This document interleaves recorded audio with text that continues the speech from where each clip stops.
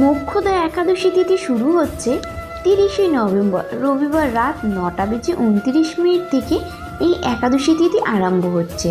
একাদশী তিথি সমাপ্ত হবে 1 ডিসেম্বর সোমবার সন্ধ্যা 7:01 এই একাদশী তিথি সমাপ্ত হয়ে যাবে।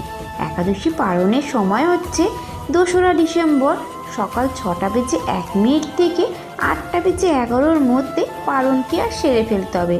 এই একাদশী ব্রত পালন করা হবে 1 ডিসেম্বর সোমবার এই ব্রত পালন করা হবে। মোক্ষদা একাদশী ব্রত কথা। যুধিষ্ঠির বলেন, হে বিষ্ণু, অঘ্রাণ মাসের শুক্লপক্ষে যে একাদশী তার নাম কি ও কোন দেবতা এই একাদশীতে পূজিত হন তা আমায় বলুন। শ্রীকৃষ্ণ বলেন, হে মহারাজা, আপনি উত্তম প্রশ্ন জিজ্ঞাসা করেছেন, যার মাধ্যমে আপনার যশ চতুর্দিকে বিস্তৃত হবে। এখন এই একাদশীর কথা আমি বর্ণনা করছি, যা শোনা মাত্রই বাজপেয়ীর যোগ্য ফল লাভ হয়। অঘ্রাণ মাসের শুক্লপক্ষে এই একাদশী মোক্ষদা নামে পরিচিত। সর্বপাপ নাশিনী ও ব্রত সর্বশ্রেষ্ঠ এই একাদশীর দেবতা হচ্ছে শ্রী দামোদর।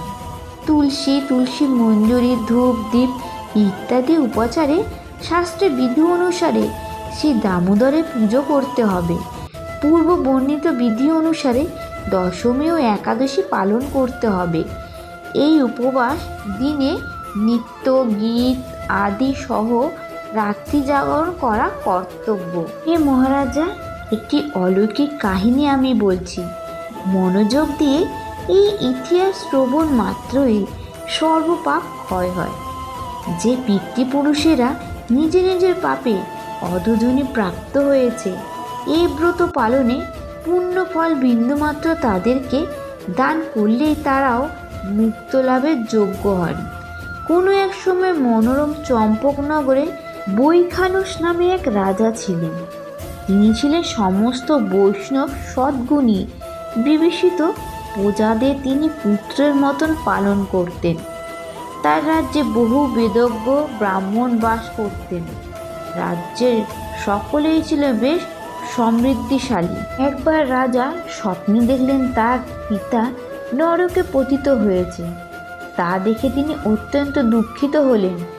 পরের দিন ব্রাহ্মণদের ডেকে বলতে লাগলেন, হে ব্রাহ্মণগণ, গত রাত্রে স্বপ্নে নরক যাতনায় পিতাকে কষ্ট পেতে দেখে আমার খুব কষ্ট হচ্ছে।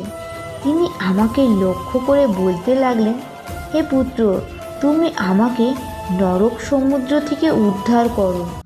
তার সেই অবস্থা দেখে আমার অন্তরে সুখ নেই। আমার এই বিশাল রাজ্য, স্ত্রী পুত্র, কিছুতেই আমি শান্তি পাচ্ছি না। কি করি, কোথায় যাই, কিছুই বুঝে উঠতে পারছি না। আমার পূর্বপুরুষেরা মুক্তি লাভ করতে পারেন এমন কোনো পুণ্যব্রত তপস্যা ও যোগের কথা আমাকে উপদেশ করুন, আমি তা অনুষ্ঠান করব। আমার মতন পুত্র বর্তমানে থাকা সত্ত্বেও যদি পিতামাতা পূর্বপুরুষেরা যদি নরক যন্ত্রণা ভোগ করতে থাকেন, তবে সেই পুত্রের কি প্রয়োজন? ব্রাহ্মণগণ বলেন, হে মহারাজা, আপনার রাজ্যের কাছে মহিষী পর্বতমুনির আশ্রম রয়েছে। তিনি তিলকলজ্ঞ, তার কাছে আপনার মুক্তির উপায় জানতে পারবেন। ব্রাহ্মণদের উপদেশ শ্রবণ করে মাহাত্ম বৈখানস তাদের সঙ্গে নিয়ে সেই পর্বতমুনির আশ্রম গমন করলেন। তারা দূর থেকে ঋষিবরকে প্রণাম করে তার কাছে গেলেন। মুনিবরের রাজার কুশল বার্তা জিজ্ঞাসা করলেন। রাজা বলেন, হে প্রভু, আপনার কৃপায় আমার সব কুশল। তবে আমি একদিন স্বপ্নযোগে পিতার নরক যন্ত্রণা কাতর আর্তনাদ শুনে অত্যন্ত দুঃখিত ও চিন্তাগ্রস্ত হয়েছি। হে ঋষিবর, কোন পুণ্যের ফলে তিনি সেই দুর্দশা থেকে মুক্ত পাবেন, তার উপায় জানতেই আপনার শরণাগত হয়েছি। রাজার কথা শুনে পর্বতমুনি কিছুক্ষণ ধ্যানস্থ হয়ে বলেন, হে মহারাজা, পূর্বজন্মে তোমার পিতা অত্যন্ত কামাচারী হওয়ায় তার এইরকম অধোগতি লাভ হয়েছে। এখন এই পাপ থেকে মুক্তির উপায় বর্ণনা করছি। অঘ্রাণ মাসে শুক্লপক্ষে মোক্ষদা একাদশী পালন করে সেই পুণ্য ফল পিতাকে প্রদান করো। সেই পুণ্যের প্রভাবে তোমার পিতা মুক্তি লাভ হবে।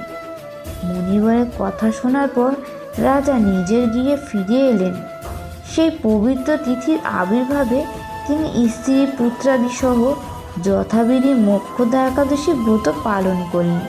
তবে ব্রতের পুণ্যফল পিতার উদ্দেশ্যে প্রদান করলেন। এই পুণ্যফল দানের সঙ্গে সঙ্গে আকাশ থেকে পুষ্প বৃষ্টি হতে লাগলো। হে পুত্র, তোমার মঙ্গল হোক। এই বলতে বলতে রাজার পিতা নরক থেকে মুক্ত হয়ে স্বর্গে গমন করলেন। মহারাজা যুধিষ্ঠির, যে ব্যক্তি মঙ্গলদায়িনী মোক্ষদা একাদশী ব্রত পালন করে তার সমস্ত পাপ বিনষ্ট হয় এবং মৃত্যুর পর মুক্তি লাভ করে। এই ব্রত পূর্ণ সংখ্যা আমিও জানি না। চিন্তামণির মতোই এই ব্রতটি আমার অত্যন্ত প্রিয়। এই ব্রত কথা যিনি পাঠ করলেন এবং যিনি শ্রবণ করেন উভয়ে বাজপেয়ীর যোগ্য ফল লাভ হয়। ভিডিওটি ভালো লাগলে লাইক, শেয়ার ও খুব কমেন্ট করবেন এবং কমেন্টে শ্রী হরি বিষ্ণু অবশ্যই লিখে যেতে ভুলবেন না। হরে কৃষ্ণ।